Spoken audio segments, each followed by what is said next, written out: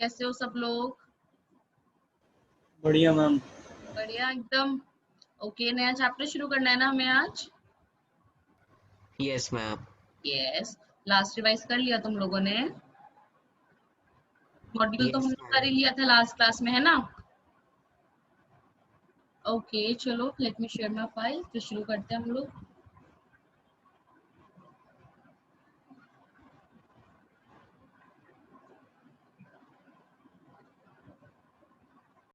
तो मैम हमें सिर्फ आधा चैप्टर करना होता है अभी, अब तो खैर लकी हो गए तुम लोग काफी। Okay, so basically the name of chapter is heredity and evolution,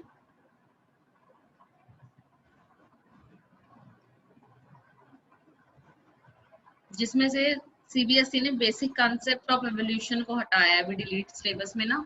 so heredity पढ़ेंगे और एवोल्यूशन में भी कुछ चीजें तो हम लोग डिस्कस करेंगे, राइट? तो अभी तक देखो हमने क्या क्या पढ़ लिया 10th में। We studied about the various life processes, है ना? उसके बाद हमने कंट्रोल एंड कोऑर्डिनेशन के बारे में भी बात की थी। फिर रिप्रोडक्शन प्रोसेस के बारे में पूरा हमने डिस्कस किया। तो reproduction somehow leads us to heredity. Can anyone tell me what exactly is heredity? बताओ, कोई बता सकता है मुझे हेरिडिटी क्या होती है, मतलब क्या होता है हेरिडिटी का? Transfer of characters. Okay. I am giving you two terms here. One is heredity and second is inheritance. पहले चैप्टर का नाम का मतलब समझते हैं, उसके बाद ही चैप्टर में देखेंगे क्या है। तो इन दोनों टर्म्स में डिफरेंस क्या होता है? इनहेरिट होना भी तो यही होता है, पेरेंट से जनरेशन में ट्रांसफर होना कैरेक्टर्स का। हेरिडिटी में भी हम यही बात करते हैं। डिफरेंस क्या है इन दोनों टर्म्स में, कोई बता सकता है मुझे? एनीवन? ओके, हेरिडिटी मतलब जैसा अभी बोला तुम में से किसी ने, transfer of characters.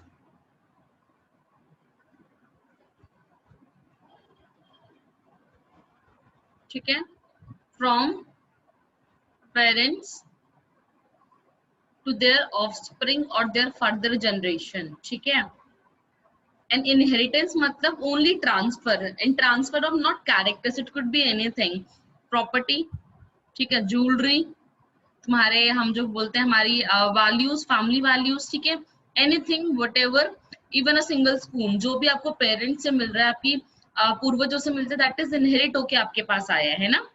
But that genetic characters जो आपकी बॉडी में आए हैं, जो जीन का कॉम्पोजिशन उनकी बॉडी से आपकी बॉडी में ट्रैवल किया, दैट इज हेरिडिटी। तो हमने जब रिप्रोडक्शन चैप्टर पढ़ा, right, we did study about the chapter reproduction, वहां पे हमें समझ में क्या आया कि there are two parents involve in sexual reproduction, है ना? एंड पेरेंट्स हैं, उसके बाद ऑफन हमारी बहुत सारी जनरेशंस हो रही हैं, and we do know things, this thing कि जो ऑफस्प्रिंग्स होते हैं, like I am somehow like my mother, Krish हो सकता है अपने पापा या मम्मी में से किसी एक तरफ बहुत ज्यादा हो, same in case of Nikhil और Muskan as well, right? So it happens that during reproduction there is transfer of characters from parents to their generation, and that transfer of characters is called as heredity. ठीक है, और इस chapter में पूरा उस heredity के बारे में हमें पढ़ना है। वो कैरेक्टर्स क्या होते हैं, वो कैरेक्टर्स कैसे ट्रैवल करते हैं, मतलब आंखों का कलर, हाइट, ये कैरेक्टर हो गया ना। What is character? Colour of I, mummy की ब्लैक थी, पापा की ब्राउन थी, जो ऑफस्प्रिंग है उसकी मान लेते हैं ब्राउन हो गई। दैट कलर ऑफ आई कैसे ट्रैवल किया, हाइट, फेशियल फीचर्स, आंखें, नोज, चीक्स, बहुत बोलते हैं हम लोग इसकी आंखें मम्मी पे है, नोज पापा पे है ना। तो वो कैरेक्टर्स कैसे ट्रांसफर हुए, किस फॉर्म में ट्रांसफर हुए, वो सारी चीजें हम इस चैप्टर में पढ़ते हैं,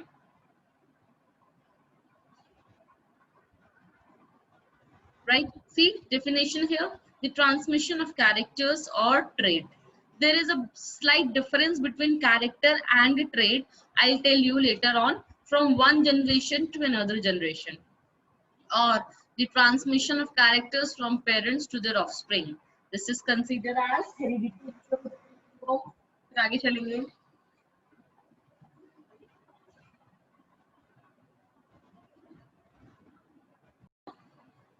हेरिडिटी की हमने बात की, ठीक है, इनहेरिटेंस हमने देखा. Now there is one more term जो हमें समझनी, दैट इज वेरिएशन. कि हमें पता है कि there is transmission of characters. ये तो हम सबको बहुत बचपन से पता है ना. सिमिलैरिटीज देखना, अपने ब्रदर सिस्टर में और खुद में सिमिलैरिटीज देखना. But there are some differences as well, right? कि जब भी there is transmission of characters तो वो 100% नहीं होता. तुम कार्बन कॉपी तो नहीं हो ना. there are certain similarities, but बिल्कुल कार्बन कॉपीज तुम नहीं हो अपने पापा की या मम्मी की, किसी की भी, राइट? सो इट मीन्स दो ट्रांसफर हो रहे हैं कैरेक्टर्स, दो सिमिलैरिटीज आर देयर, ठीक है, but still there are certain differences as well, ठीक है. तो कैरेक्टर्स में कुछ ना कुछ डिफरेंसेस होते हैं. कोई कैरेक्टर है जो कॉपी हुआ है ना. इसका कुछ आइडिया मैंने तुम्हें 9th में सेल चैप्टर में भी दिया था कि पेरेंट का आई कलर है, ठीक है, या हाइट है, राइट? तो वो वहां पे जब ट्रैवल कर रहे हैं ऑफस्प्रिंग में तो कुछ डिफरेंसेस आ जाते हैं, ठीक है. For example plant height, tall, dwarf and middle. Ear lobe in human beings, variations आ गए, डिफरेंसेस आ गए. सबके ईयर लोब एक जैसे नहीं होते. This is an important example. Variations कैसे, मतलब पी प्लांट ले लो, मटर का पेड़ ले लेते हैं, कुछ टॉल होते हैं, कुछ ड्वार्फ होते हैं, कुछ मिडल होते हैं, ठीक है. या फिर मैं ले लेती हूँ, मैं, मेरी सिस्टर, मेरा भाई, हम तीनों बहुत अलग है, तीनों के बेसिक फीचर्स बहुत अलग है, तीनों की हैबिट्स बहुत अलग है, right? But we originated from single parent, तो फिर ऐसा क्यों हो रहा है, right? So the lowest part of our ear is ear lobe. ये एक वेरिएशन का एग्जाम्पल है, वो डिफरेंसेस का एग्जाम्पल है. मोस्ट ऑफ द पीपल में क्या होता है, हैंगिंग ईयर लोब होता है. ये मान लो फेस लाइन है तुम्हारी और this is somehow your year. तो जो ईयर लोब होता है ना, ये ऐसे हैंगिंग होता है. काफी लोगों में इट्स हैंगिंग, और कुछ लोगों में क्या होता है, इट इज ऐसे directly attached. It's like this, ठीक है, डायरेक्ट ऐसे अटैच होता है, राइट? सो दिस इज क्या हो गया, attached ear lobe. And this is what, free ear lobe.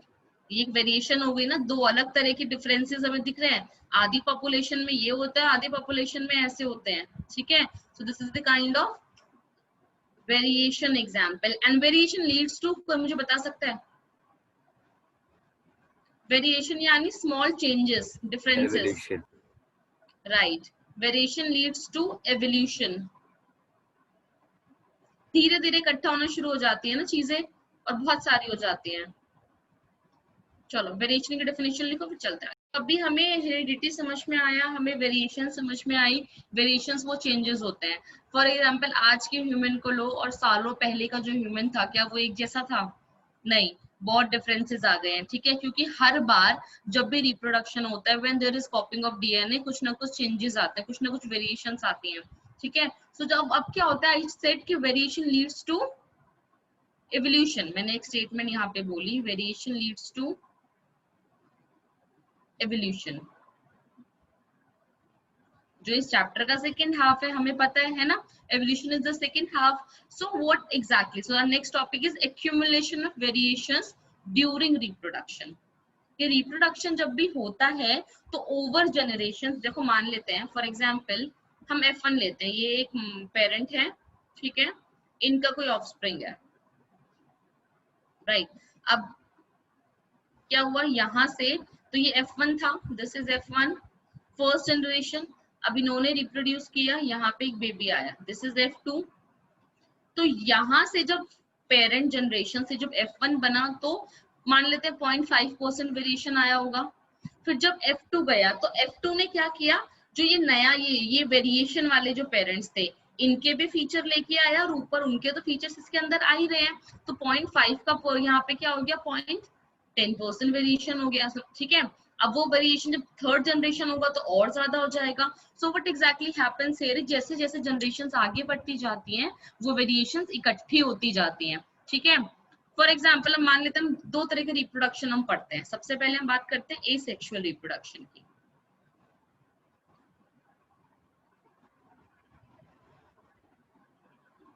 Okay, तो एसेक्सुअल रिप्रोडक्शन में क्या होता है, सिंगल पेरेंट इन्वॉल्व होता है, हमने बहुत अच्छे से पढ़ाई है ना. तो हमें पता है कि यहाँ पे सिंगल पेरेंट रिप्रोड्यूसेस और रिजल्टेंट आएगा 2 इंडिविजुअल, ठीक है. तो एक पेरेंट था, इसने 2 बनाए, फिर इन 2 ने रिप्रोड्यूस किया, फर्दर क्या किया, 4 ऑर्गेनिजम्स बना दिए, तो इस तरीके से रिप्रोड्यूस करते हैं। अब यहाँ पे क्या होता है कि सारे के सारे सिमिलर होते हैं, क्यों? क्योंकि एक ही पेरेंट इन्वॉल्व है। अगर ये ब्लू था तो ये सारे के सारे क्या होंगे? ब्लू ही बॉर्न होंगे, क्योंकि ब्लू ने किसी व्हाइट के साथ तो रिप्रोड्यूस किया ही नहीं कि उसके मिक्स होके फीचर, या मान लो ये व्हाइट है और यहाँ पे ये रेड है, तो रेड और व्हाइट मिला के कुछ बेबी पिंक जैसा कुछ आ जाए, ऐसा कुछ तो हो ही नहीं सकता, क्योंकि यहाँ पे कलर ही एक है, पिगमेंट ही एक है, दैट इज ब्लू, तो पॉसिबिलिटी यहाँ पे खत्म हो जाती है ना। और हमने ये भी पढ़ा था कि यहाँ पे जो एग्जैक्ट जो ऑफस्प्रिंग्स होते हैं उनको हम क्या बोलते थे? क्लोन बोलते थे, because they are genetically and morphologically similar to their parent. Okay, तो यहाँ पे in case of asexual variation, sorry, asexual reproduction, variations are less, very less,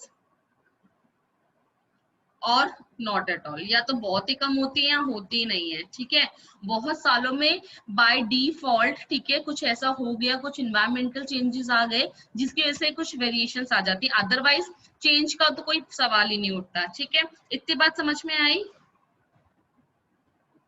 yes और नो? Yes ma'am. इतनी बात सबको क्लियर है? चलो ओके, अब इसके बाद हम बात करते हैं सेक्सुअल रिप्रोडक्शन की।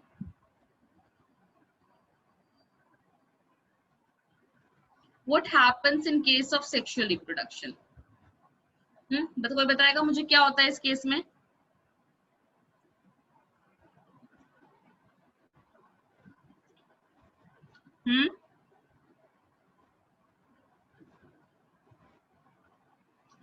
In case of sexual reproductions, variations are quite high. Variation यानी changes, variations are high. बहुत ज्यादा chances होते हैं variations के। क्यों? क्योंकि यहाँ पे जो भी offsprings होते हैं, they have two parents. They have two parents. तो हर feature के, आई कलर के लिए 2 कॉज है, हाइट के लिए भी 2 जी, ठीक है, और body weight, hair colour, hair texture, different different features के लिए दोनों तरफ से जीन्स हमारे पास ट्रैवल करके आते हैं। तो अब क्या होता है, मान लेते हैं जैसे हम वाटर कलर्स के साथ खेलते थे बचपन में, कि तुम्हारे पास रेड होता था, ब्राउन होता है, या मान ब्राउन तो खैर नहीं होता है, रेड होता है, ब्लैक, ठीक है, येलो, पर्पल, तो रेड और ब्लैक को मिला के हम लोग ब्राउन बना लेते थे, है ना, एंड रेड और येलो को मिला के हम लोग क्या बनाते थे? Orange, right. तो ऐसे वाटर कलर्स का हमने बचपन में बहुत ही करामात करी है, सबने करी, मैंने तो बहुत करी है। क्यों? जब अगर मेरे पास सिर्फ रेड ही कलर होगा तो मैं क्या कर लूंगी उसके साथ? ये बताओ, कुछ नहीं कर सकती। हाँ, ज्यादा से ज्यादा ये होगा वैसे पड़ा रहेगा तो कुछ इन्वायरमेंटल फैक्टर्स की वजह से होता है, रेड के कुछ शेड्स आ जाए, तब उस केस में हो सकता है वो डार्क पिंक ऐसा कुछ या मैरून में चेंज हो जाए। लेकिन नॉर्मल केस में यहाँ पे तुम्हारे पास ज्यादा चांसेस है। रेड को ब्लैक में भी अलग अलग, dark brown, light brown, medium brown, coffee brown, कितने ब्राउन तो बना सकते हो depending upon the concentration of red and black. तो सेम हैपेंस हियर। तो ड्यू टू डिफरेंट थिंग्स यहाँ पे कितनी वैरायटी पॉसिबल है, वही चीज यहाँ पे होती है। 2 पेरेंट्स होते हैं, दोनों के अलग अलग कैरेक्टर्स होते हैं, उनकी अलग अलग रेशियो में मिक्सिंग होती है, their offsprings, so chances of variations are quite high. क्या ये बात सबको समझ में आई? क्या कहना चाह रही हूँ मैं? क्यों वेरिएशंस आ रहे हैं, क्यों चेंजेस आ रहे हैं, और वो धीरे धीरे इकट्ठे होते जाते हैं। ठीक है, वही मैंने बताया 0.5 0.10% वाला एग्जाम्पल है ना, हर जनरेशन में वही चीज होने लग जाती है। अभी बहुत मजा आएगा, पता है, this is one of the chapter जहाँ पे मैथमेटिकल कैलकुलेशन होती है। हमारे पास बायो में तो बहुत ही कम होता है ना calculative process, this is one of them, यहाँ पे हमारे पास होती है। See now this part is important for you here. During sexual reproduction, the variation caused by, okay, chance separation of chromosome during gamete formation. जब gamete formation होता है ना, gamete बनते हैं, मैंने बताया था, कौन से सेल डिवीजन के प्रोसेस से gamete बनते हैं बताओ? मियोसिस, राइट, 2n होता है, और यहाँ पे gamete बनते हैं, हमने पढ़ा है बहुत अच्छे से भी रिप्रोडक्शन में, gametes are n and the cell division here occurred is meiosis। ठीक है, तो भाई जब भी गेमेट फॉर्मेशन होता है 2n से n होना, डिवीजन हो रही है ना सेल की, एक सेल से ऐसे 4 सेल बनते हैं ना, गैमेट्स बनते हैं, ठीक है। तो जब भी ऐसा होता है तो उस टाइम पे क्या होता है, क्रोमोसोम्स डिवाइड करते हैं, ठीक है। अब उन क्रोमोसोम्स की डिवीजन में कुछ एरर आ गया तो वेरिएशन आ जाती है। Crossing over during meiosis, crossing over होता क्या है, क्रॉसिंग ओवर में देखो दो ना बहुत पास पास वाले मतलब दो ये क्रोमोसोम्स हैं। क्रोमोसोम्स क्या होते हैं अभी समझाती हूँ। दो क्रोमोसोम्स हैं, ये दोनों बहुत पास पास होते हैं, तो इनमें क्या होता है, इनके जीन्स आपस में एक्सचेंज हो जाते हैं। मतलब ऐसा मानो they are two ropes. Earphones होते हैं, कितना भी सुलझा लो आपस में उलझ जाते हैं, है ना, ऐसा ही होता है ना। तो ऐसा इसी केस में होता है, ये एक ईयरफोन है और ये दूसरा ईयरफोन है। तो क्या होता है, इनके कुछ फाइबर्स आपस में से इंटरमिंगल्ड हो जाते हैं, रेड के इसमें आ जाते हैं और व्हाइट के इसमें फंस जाते हैं आके, ठीक है। तो इसी को हम बोलते हैं क्रॉसिंग ओवर। तो क्या हुआ, रेड में व्हाइट का फीचर आ गया और व्हाइट में रेड का फीचर आ गया जो पहले नहीं था। अब इसी की वजह से कुछ नया डेवलप हो जाएगा कि मम्मी पापा की आंखें काली है, बच्चे की आंखें ब्राउन हो गई, ये कैसे हो गया, ठीक है। तो वो क्रॉसिंग ओवर की वजह से होता है। म्यूटेशंस, क्या म्यूटेशंस के बारे में पढ़ा है कभी हमने? Yes ma'am. है ना, मूवीज में भी बहुत देखते हो कि कुछ डिफेक्ट आ गया, कुछ ऑल्टरेशंस हो गई genetic material. Genetic material it's like computer coding. तुम्हारी बॉडी का जो जेनेटिक सीक्वेंस होता है ना, जैसे हमने क्रोमोसोम्स पढ़ लिए, कितने पेयर ऑफ क्रोमोसोम्स होते हैं हमारी बॉडी में? 23। Right, 23 pair of chromosomes we have, right. तो उन पेयर्स में क्या होता है कि उनका इन क्रोमोसोम्स का भी सीक्वेंस होता है। जैसे कंप्यूटर कोडिंग में हम पढ़ते हैं कि मान लो ऐसे XYZ ABC ऐसा कुछ सीक्वेंस है, ऐसे अलग अलग सीक्वेंस होते हैं हमारे पास। तो जब भी उन सीक्वेंस में कुछ डिफेक्ट आ गया, छोटू सा मतलब माइक्रो लेवल पे अगर डिफेक्ट आ गया, तो उस केस में क्या होता है, म्यूटेशंस हो जाती है। म्यूटेशन, पा मूवी देखी है? कौन सी? पा नहीं मैम, टीनेज निंजा टर्टल देखी है। है, टीनेज निंजा टर्टल्स भी तो म्यूटेशन में जैसे वो बना था वो राइट जो। राइट, उसमें भी म्यूटेशंस के बारे में, राइट। अगर बॉलीवुड कुछ देखनी हो तो अमिताभ बच्चन और अभिषेक बच्चन की पा मूवी देख लेना, ठीक है। उसमें एक डिजीज के बारे में बताया हुआ है, दैट डिजीज जो अमिताभ बच्चन को होती है which is a genetic disorder, okay. Genetic disorder वो होता है। और जेनेटिक डिसऑर्डर क्यों होता है कि जब बेबी फॉर्म हो रहा होता है ना मदर की वूम में, तब उसके डीएनए कॉपी होने थे। मतलब मान लो फोटो कॉपी हो रही है, उसमें कुछ गड़बड़ हो गई, एक लाइन काली हो गई, पूरा पेज फोटो कॉपी हो गया, एक लाइन गायब हो गई बीच में से, या पूरा पेज फोटो कॉपी हो गया और यहाँ पे बस ये वाली चीज गायब हो गई मेरी, इसमें गड़बड़ हो गई, ये काला हो गया। सो ऐसा कुछ छोटू सा अल्टरेशन भी हो गया ना अगर, तो उस वजह से उसको जेनेटिक डिसऑर्डर हो सकता है, ठीक है। सो छोटी छोटी डीवीए माइक्रो लेवल पे चीजें बहुत इंपॉर्टेंट होती हैं। अभी हाल फिलहाल में एक आर्टिकल भी पढ़ा था मैंने, तुम न्यूज वगैरह देखते हो। चलो, इतनी बात समझ में आई सबको? यस और no? If yes give me a quick thumbs up. Indu, Riya, Sameer, Gaurav, Chirag, इतना समझ आया सबको? ग्रेट। अब अभी तक तो हम सिर्फ इंट्रो पढ़ रहे हैं, ठीक है। मेन चैप्टर हमने शुरू नहीं किया, अभी हम सिर्फ इंट्रो पढ़ रहे हैं। जा रहे हैं हम आगे मेन चैप्टर की तरफ, जहाँ पे हम सारी और चीजें डिटेल में डिस्कस करेंगे।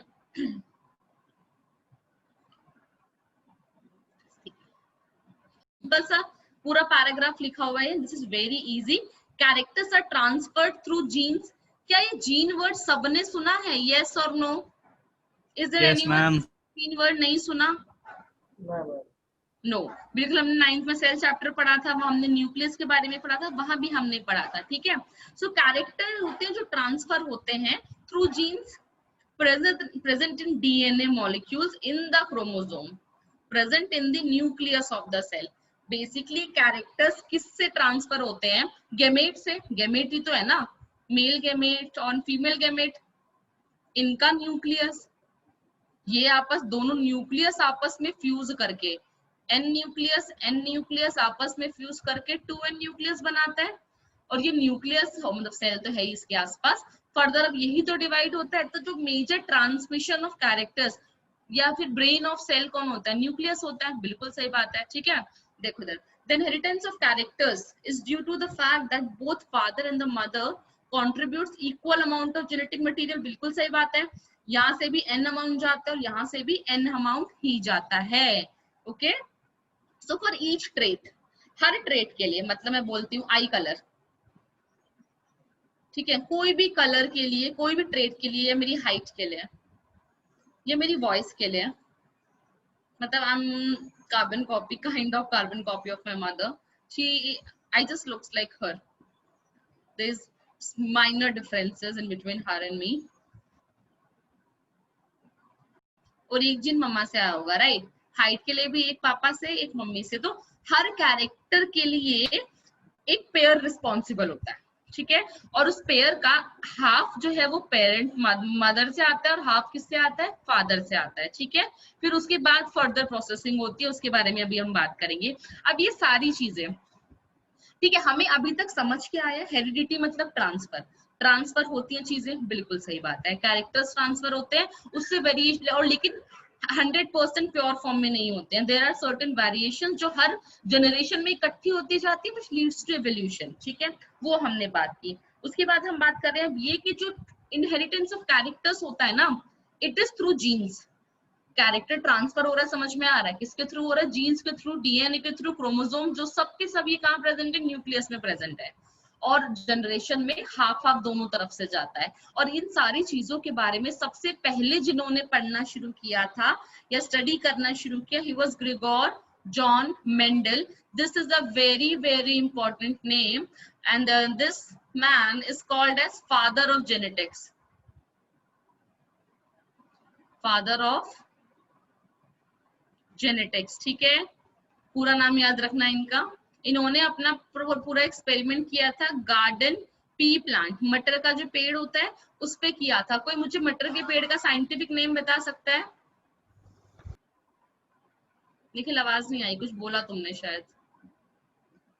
Pisum sativum, Pisum sativum is the scientific name, ठीक है? चलो, see here, Gregor John Mendel, okay, in 1856 to 1857 इन्होंने अपना एक्सपेरिमेंट करना शुरू किया on P, that is Pisum sativum plants. His work continued on plants till 1865, 19th century तक। उसके बाद क्या हुआ, इन्होंने, इनका वर्क ना बहुत सालों तक हिडन रहा था। He died of a, एक डिजीज होती है, किडनी की डिजीज होती है, जिसको हम बोलते हैं ब्राइट्स डिजीज, ठीक है? एक डिजीज का नाम है, he died from this disease. और इनका काम पूरे सालों, बहुत इनके मरने के भी काफी सालों तक छुपा रहा। फिर बाद में ना इनके कुछ ऐसे कुछ होते हैं ना जो हमेशा साइंटिस्ट को फेवर करते हैं, इनके सपोर्टर्स कुछ आए, ह्यूगो डी राइट, ऐसे, राइट, इनके ऐसे कुछ फॉलोअर्स थे जिन्होंने क्या किया, इनके सारे एक्सपेरिमेंट को दोबारा से निकाला, उनको मतलब बेसिकली लाइमलाइट में लेके आने का काम उनका था। वरना मेंडल का सारा वर्क कभी पता ही नहीं चलता किसी को, और ये थे भी नहीं। मतलब ये इन्होंने इतना कुछ किया in genetics, because of this person. Genetics आज इतना एडवांस है, ठीक है, people know about things, but he was not there अपनी आंखों से देखने के लिए। इनके मरने के भी बहुत सालों बाद इनका काम सामने आया था कि there is a man called Gregor John Mendel and he did something like this, okay? So देखो अब डेफिनेशन यहीं पे लिखी है मैंने। Character, recognisable feature of human beings, ठीक है? कोई भी feature, height, complex, shape, colour, shape, जो भी मैंने बोला वो सब कैरेक्टर्स हैं। और उस कैरेक्टर्स की जो वेरिएशंस होती हैं, वेरियस फॉर्म्स होते हैं, उनको हम ट्रेट बोलते हैं। वो छोटू सा डिफरेंस है, ठीक है? जैसे कलर हम व्हाइट भी लेते हैं, हम लोग नॉर्मली हम एक दूसरे को सबको व्हीटिश में कैलकुलेट करते हैं, डार्क कॉम्प्लेक्शन भी होता है, ठीक है, बिल्कुल एक्सट्रीम डार्क भी होता है। So those are variants of this colour complexion, right? So those are considered as traits. अब इन्होंने क्या किया, मटर को, तो अभी हमें हेरिडिटी वाला जो पोर्शन है ना, बहुत कुछ है इसमें, ठीक है? बट अभी 10th में हम क्या पढ़ते हैं, हम सिर्फ मेंडल का एक्सपेरिमेंट पढ़ते हैं, ठीक है? कि मेंडल कोई साइंटिस्ट थे, he was the father of genetics and he experimented on मटर का plant, right, that is Pisum sativum, and उन्होंने क्या किया, उनके एक्सपेरिमेंट्स के बारे में हम पढ़ते हैं, ठीक है? That's it.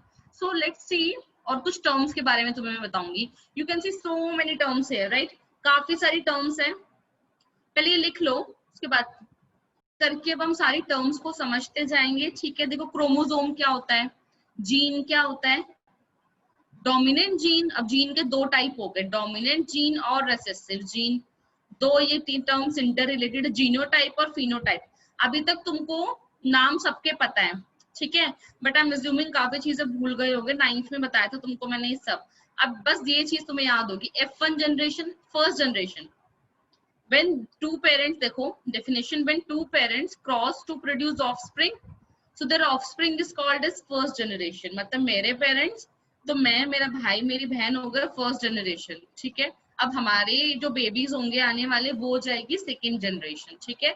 So when the first generation of offspring cross among themself, ठीक है, they produce second generation offspring, तो उसको हम बोलते हैं सेकेंड फीलियल। इसको हम ऐसे लिखते हैं F1 F2, तो यानी first filial generation and second filial generation. कहती बात समझ में आई सबको, यस और नो? ठीक है, चलो बाकी टर्म्स में समझाऊंगी। सी दिस डायग्राम, सारे लेबलिंग्स पे ध्यान मत देना, as I told you this topic is very vast, हमें मेन चीज पे ध्यान देना है। What we can identify here is the nucleus, right? We can clearly visualise nucleus here, this is our cell. हमें पता है सेल कितना सा होता है, उसके अंदर न्यूक्लियस है।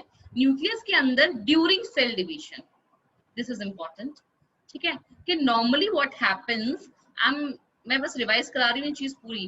व्हाट हैपेंस इज, नॉर्मल में ना ऐसे ऐसे धागे प्रेजेंट होते हैं, ऐसे, ठीक है, बट ड्यूरिंग सेल डिवीजन, जब सेल डिवीजन होती है, इन धागों को क्या बोलते हैं, कोई मुझे बता सकता है? क्रोमैट, राइट, क्रोमैटिन फाइबर्स,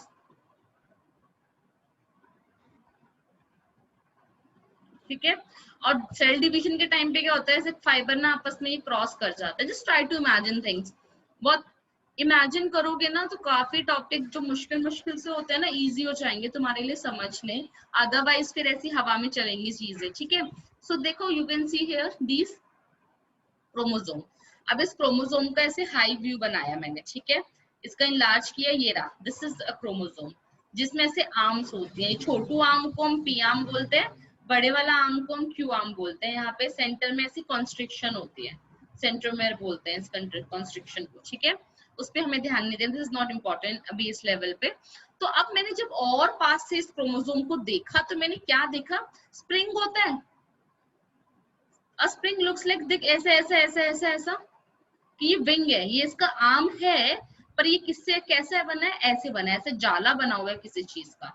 अब मैंने क्या किया, इस जाले को खोलना शुरू किया, this is chromosome, okay, nucleus के अंदर क्रोमोसोम, क्रोमोसोम के अंदर क्या है, ये हरा हरा धागा मैंने खोला खोला खोला, मुझे ऐसा दिख गया। सोलेनॉइड हम फिजिक्स में पढ़ते हैं एक टर्म इस तरीके से, है ना,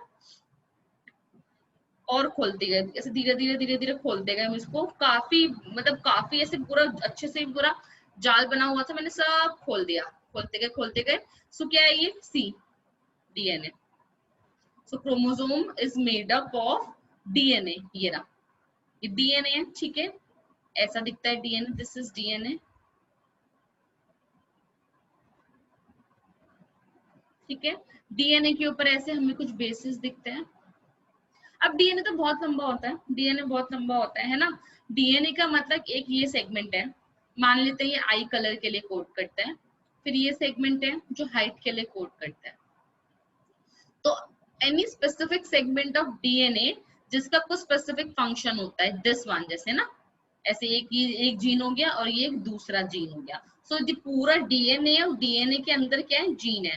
तो I can say cell, cell के अंदर न्यूक्लियस, न्यूक्लियस के अंदर क्रोमोसोम, क्रोमोसोम के अंदर डीएनए, और डीएनए में क्या होते हैं, जीन होते हैं, जो कि बेसिकली जीन ही होते हैं जो कोड करते हैं, जो रिस्पॉन्सिबल होते हैं फॉर वेरियस फंक्शंस, ठीक है।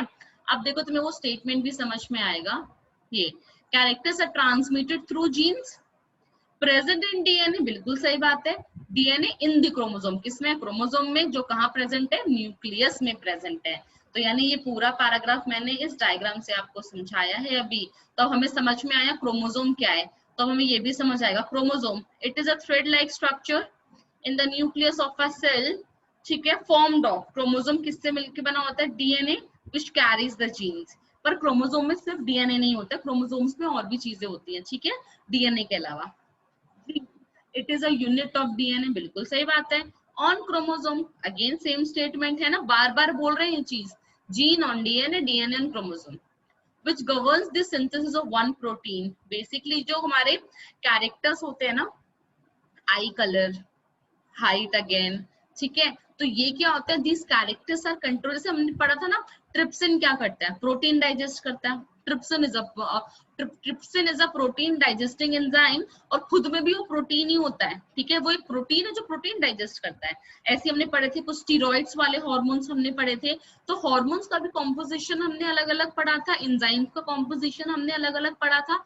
तो सिमिलरली जो हमारे कैरेक्टर्स होते हैं, राइट, वो they are controlled by protein, they are controlled by protein. और उस प्रोटीन को बनाने का जो ब्लूप्रिंट होता है ना, जो रेसिपी होती है, दैट रेसिपी इज प्रेजेंट किसमें, जीन में, ठीक है।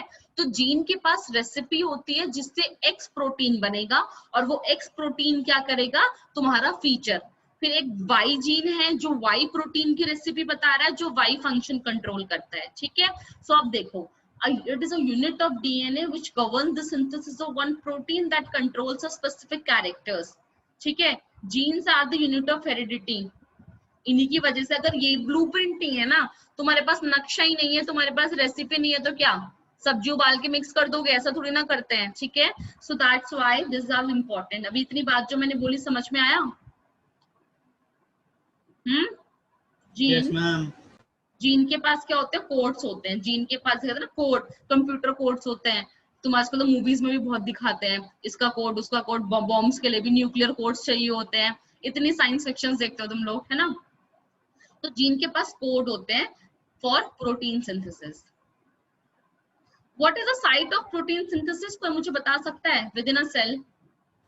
राइबोसोम्स। राइबोसोम्स। और ये सारा काम होता है राइबोसोम, ठीक है। राइबोसोम होते हैं कहाँ पे, साइटोप्लाज्म में, ठीक है, साइटोप्लाज्म में। जीन्स कहाँ प्रेजेंट है, न्यूक्लियस में, है ना। न्यूक्लियस से राइबोसोम्स के पास इंफॉर्मेशन पता है कौन लेके आता है, एमआरएनए। ये थोड़ा सा एक्स्ट्रा बता रही हूँ, ठीक है, बिकॉज आई एम अज्यूमिंग वो समझ आ गया। एमआरएनए कभी नाम सुने, तो बता सकता है फुल फॉर्म एमआरएनए की? एम के नहीं पता, बाकी सबकी पता। हाँ, राइबोन्यूक्लिक एसिड होता है आरएनए पे। Yes ma'am. आरएनए तो ठीक है ना, इट्स मैसेंजर आरएनए। मैसेंजर का काम क्या होता है, मैसेज पहुंचाना। मैसेज पहुंचाना। मैसेज क्या है, एक कोड है, ठीक है। वो कोड, तो एमआरएनए क्या करता है, जीन जो कि डीएनए के ऊपर है, उस कोड को रीड करता है और उस कोड को यहाँ पे लेके आता है। यहाँ पे राइबोसोम के पास होते हैं ये AA1, AA2, AA3। What is AA stands for, basic unit of protein.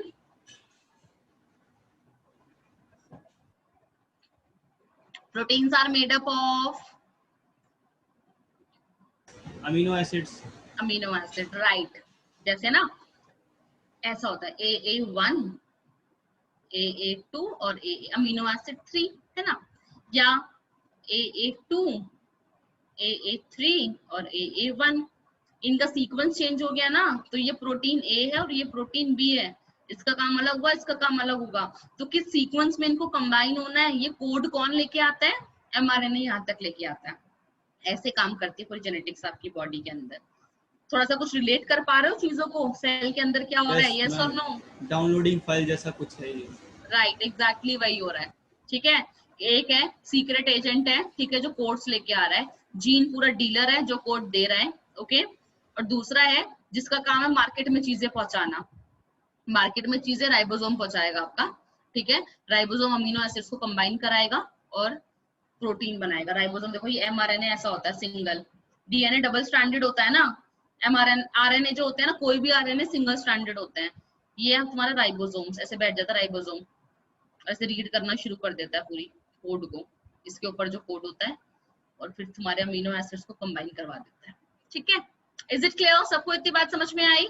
जितना सिंप्लीफाई करके मैं समझा सकती थी वो मैंने समझाया है, because still there are lots of things, ठीक है। बट एटलीस्ट तुम थोड़ा सा समझ पाओ कि हो क्या रहा है भाई, जेनेटिक्स हमें क्यों पढ़नी है, क्यों दिस इज इम्पोर्टेंट, एग्जैक्टली हो क्या रहा है। तो मैंने एक तुम्हारी लैंग्वेज में थोड़ा सा एक बेस सेट कर दिया है कि हाँ तुम्हें पता है कि ऐसे ऐसा कुछ तुम्हारी बॉडी में हो रहा है।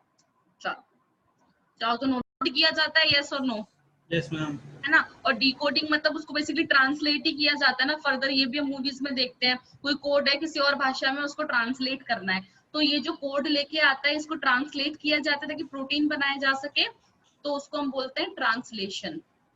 दे are their biological name of these two process, ठीक है, ट्रांसक्रिप्शन एंड ट्रांसलेशन।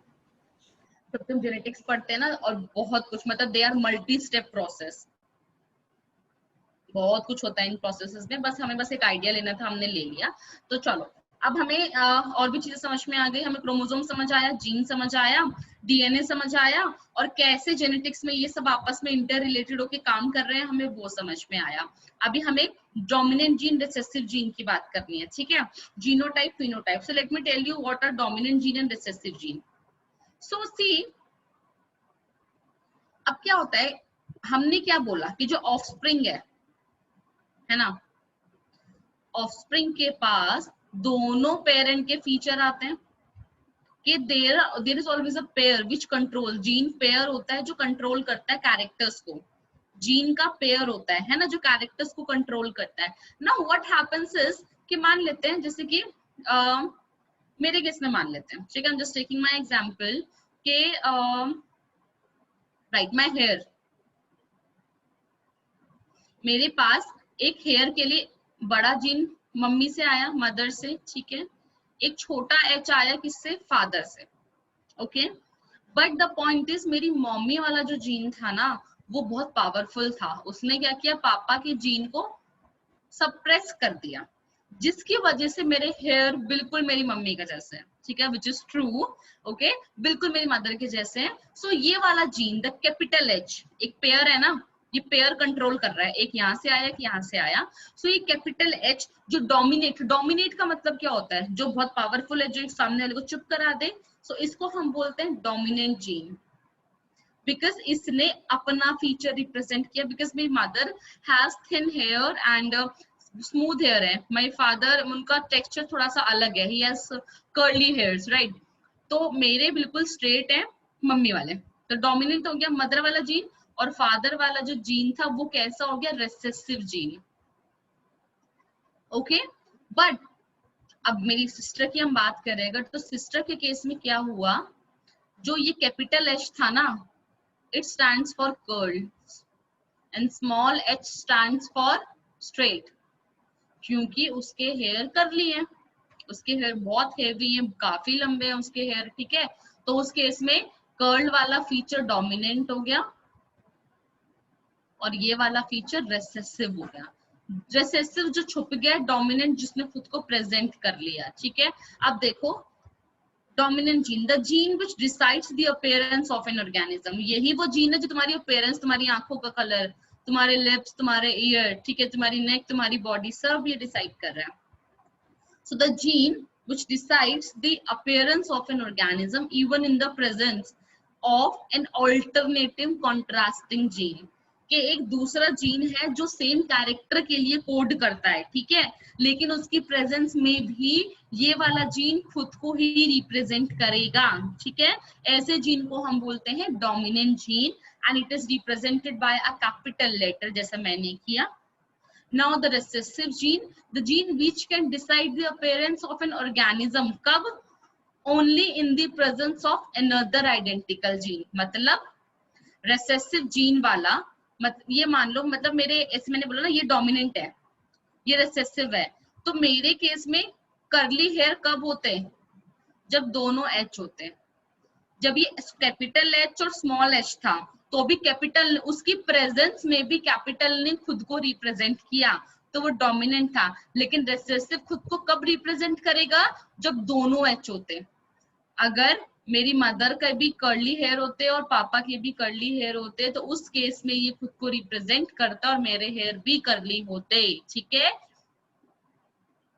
तो रिसेसिव जीन खुद को कब रिप्रेजेंट करतेगा, only in the presence of another identical gene, और वो क्या कर रहा था, कंट्रास्टिंग जीन, ठीक है, there is a difference, it is represented by corresponding small letter, मतलब अगर इसको एच से किया है तो ये स्मॉल एच, इसको कैपिटल ए से किया है तो इसको स्मॉल ए, इसको कैपिटल क्यू से किया है तो उसको स्मॉल पी से करोगे, ओके। इतनी बात समझ में आई, तो ये भी हमने समझ लिया। ये चारों टर्म्स हमने देख ली। मैम जैसे जैसे कोई जीन मैम जैसे बाद में एक्टिवेट हो तो वो भी इसके डोमिनेंट जीन की वजह से होएगा। किस लिए, दोबारा बोलो। जैसे मैम मान लो कोई हमारा जो कैरेक्टरिस्टिक वो बाद में आया है, अभी हाँ नहीं हाँ, आया, तो वो भी ओके। डोमिनेंट जीन की वजह से तो होगा। नहीं, वो रिसेसिव था। मान लेते हैं, देख बहुत सिंपल सी चीज लेते हैं, ठीक है, कि एक मेरे अंदर कोई रिसेसिव जीन है। जैसे मैं ए पॉजिटिव हूँ, मेरा ब्लड ग्रुप है ए पॉजिटिव, तो हो सकता है मैं ये हूँ, ए और ओ ऐसा भी जीनोटाइप होता है, ठीक है। मतलब मेरा जीनोटाइप यानी जेनेटिक अपीयरेंस। तो मेरे ब्लड का जेनेटिक अपीयरेंस मान लेते हैं IA IO होता है, बट ये जेनेटिक अपीयरेंस है मेरे ब्लड का, तो इसको हम बोलते हैं जीनोटाइप। क्या बोलते हैं? जीनोटाइप।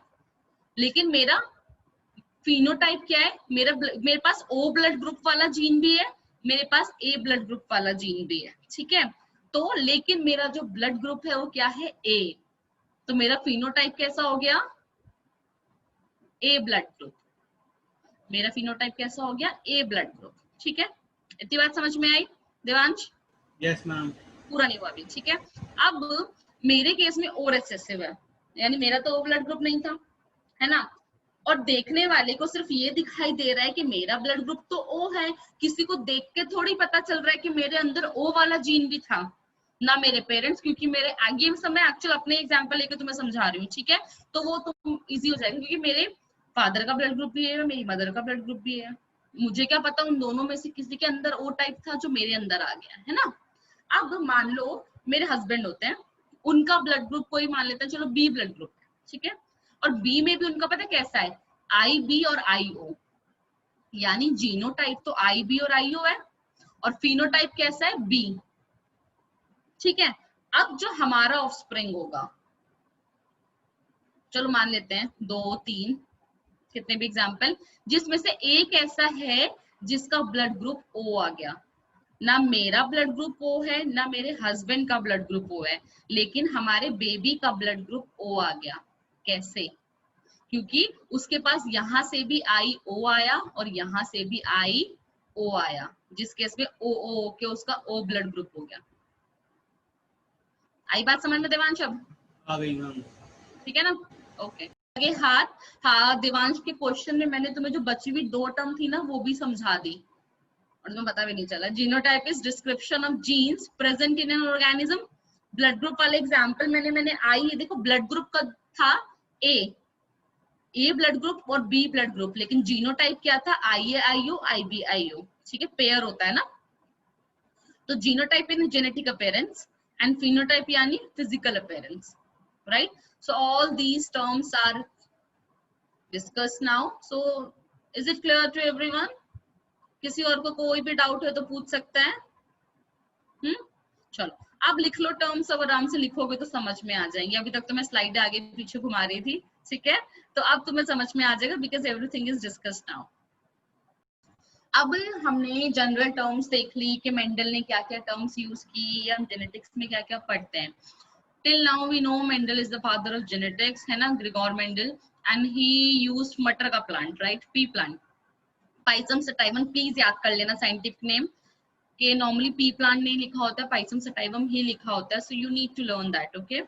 एंड देन व्हाट हुआ क्या फिर उसके बाद कैरेक्टर्स की अगर जब हम बात करें, तो मटर का जो प्लांट था ना, उसकी एक बहुत खास बात थी कि व्हाई डिड ही चूज मटर प्लांट्स, ठीक है, कि उन्होंने पाइसम सटाइवम क्यों चूज किया, उन्होंने ह्यूमन क्यों नहीं चूज किया। वो हम पे भी एक्सपेरिमेंट कर सकते थे, पर he was studying about heredity, right, वो हेरिडिटी की बात कर रहे हैं। तो what happens in that case, generations to generations पढ़ना है। ह्यूमन की स्टडी करते जब तक एक की, मतलब मेरे बर्थ से लेके मेरी अगली जनरेशन, तब तक तो मेंडल जी ही सर्वाइव नहीं करते हैं, क्योंकि हमारा लाइफ स्पेन काफी बड़ा है। We have juvenile phase, pre reproductive period, then reproductive period, then post reproductive period. तो इसके केस में क्या होता है, लाइफ स्पैन छोटा होता है, ठीक है। व्हाई ही चोज, ये क्वेश्चन बहुत पूछा जाता है तुम्हारे CBSE एग्जाम्स में, why he chose pea plant, ठीक है। पहली बात है, it is cheap, it is easily available, वो सारे पॉइंट्स भी हैं। Shorter life span, multiple cycles हो सकती हैं, ठीक है, और इनके केस में सेल्फ पॉलिनेशन भी कराई जा सकती है, okay, self pollination, cross pollination समझाने की जरूरत नहीं है, सेल्फ भी होती है, क्रॉस तो हो ही जाती है ना, दोनों pollination, anything is possible. And the most important thing, contrasting characters. कि मटर के प्लांट में इतने सारे कैरेक्टर्स होते हैं ना, बिकॉज क्रॉस वेरिफिकेशन के लिए, कि मैं कह रही हूँ, मैंने एक यूनिवर्सल स्टेटमेंट दे दिया कि genes are responsible for transmission of characters from parents to generation, right. Character is a big term, we have many characters, multiple characters है हमारी बॉडी में. एंड ऑर्गेनिज्म बोला हमने, ठीक है, हम सिर्फ ह्यूमन की बात नहीं कर रहे हैं, हम बाकी ऑर्गेनिजम्स, लिविंग की, बीइंग की भी बात कर रहे हैं. तो ऐसा यूनिवर्सल स्टेटमेंट देने से पहले ऐसा नहीं किसी ने एक्सपेरिमेंट किया और वो प्रूफ हो गया, ऐसा नहीं होता. तो मल्टीपल टाइम्स आपको उसको क्रॉस वेरीफाई करना होता है. तो यहाँ पे बी प्लांट में there are lots of contrasting character and this table is very very important. Okay, कौन कौन से थे वो कैरेक्टर्स जिसको ऑब्जर्व किया जा सकता था, ठीक है.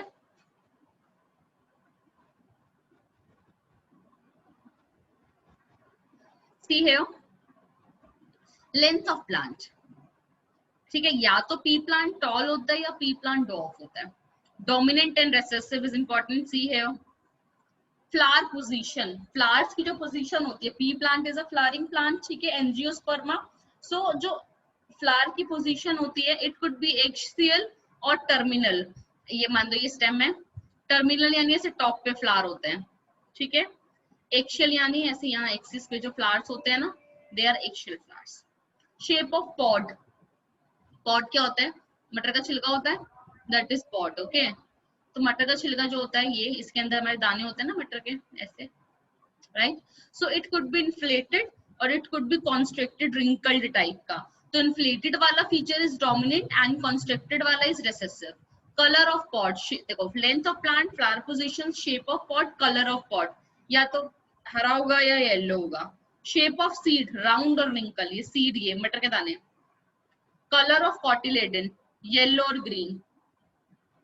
Colour of flower could be violet and white, ठीक है. तो this is very important, noted down. आपको सारे के सारे कैरेक्टर्स याद होने चाहिए और उसमें से कौन सा डोमिनेंट होता है, कौन सा रिसेसिव होता है, ये भी आपको याद करना है. आई टोल्ड यू, बहुत इंपॉर्टेंट टेबल है.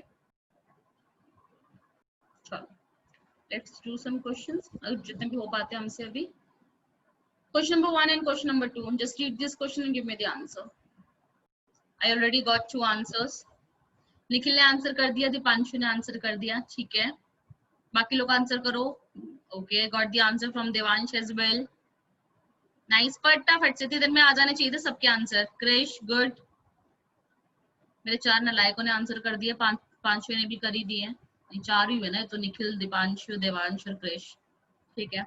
बाकी लोग फटाफट आंसर करो.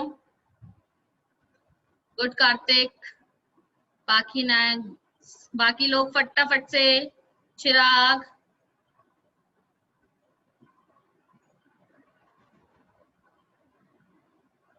चिराग फोन रख के साइड हो गया बच्चे.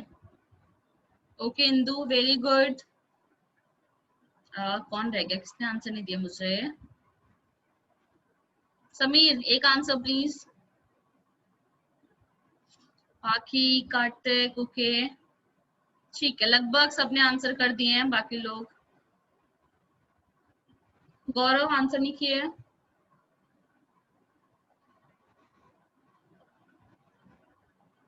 चलो, गुड, राइट, सबने सही आंसर दिए हैं. Genetic is a branch of science which deals with the study of heredity and variation. And the genetic complement को हमने अभी पढ़ा, जीनोटाइप, ठीक है. Next, the physical appearance of an, this is third and this is fourth, the physical appearance of an individual is known as, and how many contrasting trait of P were studied by Mendel. Okay, अभी जो table थी ना, तुमने अगर count किया हो तो, लिखा तो है ही सबने. चलो, 3 और 4 का आंसर दो. ओके, निखिल ने आंसर कर दिए हैं. नाइस, कार्तिक ने आंसर किया, देवांश, ओके, गुड. जब आते तो फटाफट हो जाते हैं, 2-2 ही तो डालते हो तभी एक शीट पे. ओके, पाखी, इंदू, थोड़ा गड़बड़ हुआ कुछ. बाकी फिजिकल अपीयरेंस पूछा बच्चे.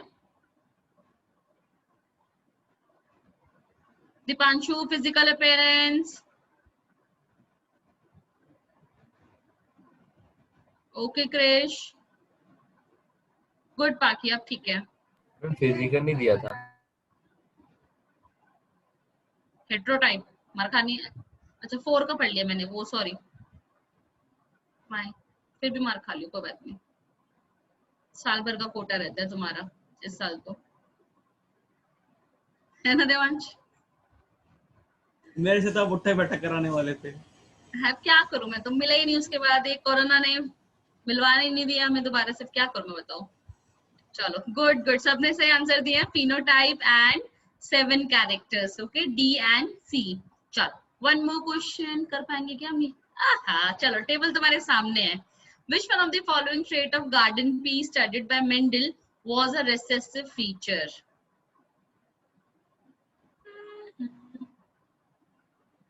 बताओ. ग्रीन सीड कलर रिसेसिव है, या ग्रीन पॉड कलर रिसेसिव है, राउंड सीड शेप रिसेसिव है, या एक्सियल फ्लावर पोजीशन रिसेसिव है? चलो मुझे फटाफट से आंसर बताओ. मेरे सामने तो टेबल है नहीं, अब तुम लोगों के सामने है. ओके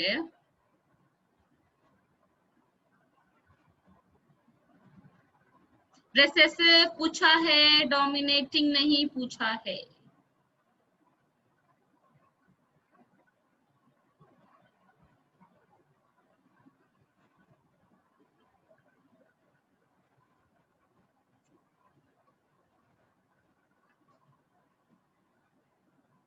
बिल्कुल सही आंसर किया है सबने, जिन्होंने भी मतलब किया है.